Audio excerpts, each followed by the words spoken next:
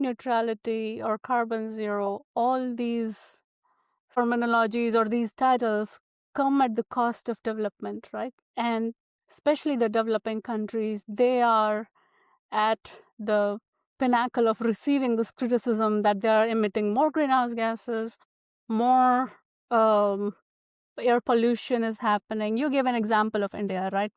So what do you think they can do to close the gap and still continue the development? Or can It that can not happen. happen? We have to choose It can one or the happen. other. See, carbon credit is nothing but a It can currency. happen. When you buy a credit from a project, you're giving that project enough money to sustain itself and last longer. That's purely what a carbon credit is. So my good work as a project developer is converted into credits that are bought by companies so that money can come back to me.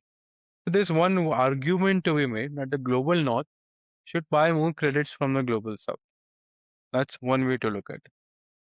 The other way to look at it is what all your COP meetings also talk about is more sustainable finance to be provided to the global south. And this finance can be at a zero interest rate or 1 or 2% interest rate for climate positive projects. See, today if I'm in India and I want to be an entrepreneur and save the world, I would be happy setting up a climate positive project. It could be biochar, it could be ERW, it could be direct air capture, it could be ERR, it could be solar, anything. I'm not able to do that because I don't have access to capital.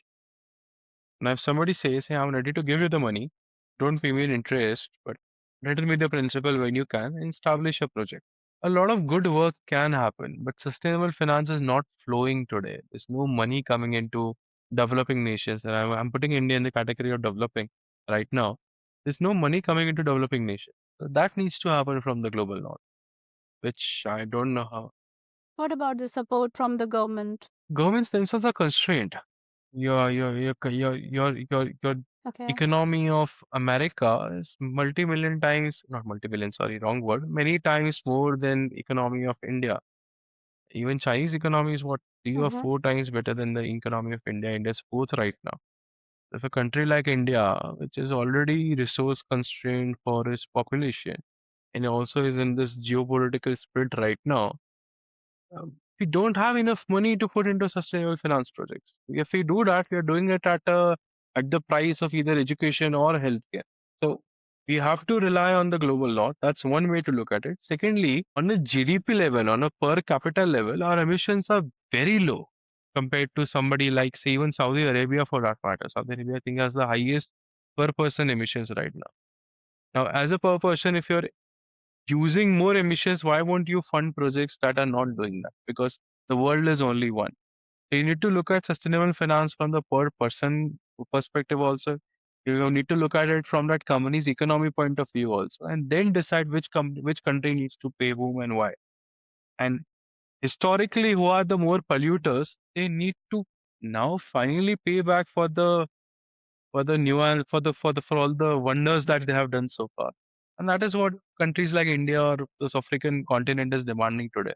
Where is the money for all of these misadventures that they have done? I guess there was no policing during Industrial Exactly. Revolution, and so they did what Yeah. they did at that time, and no one is Yeah. asking Yeah. them So at now. least now they should So meet their indices. There's a mechanism called Article 6.4 where cross-country carbon credits are bought. There's something called as ITMOs.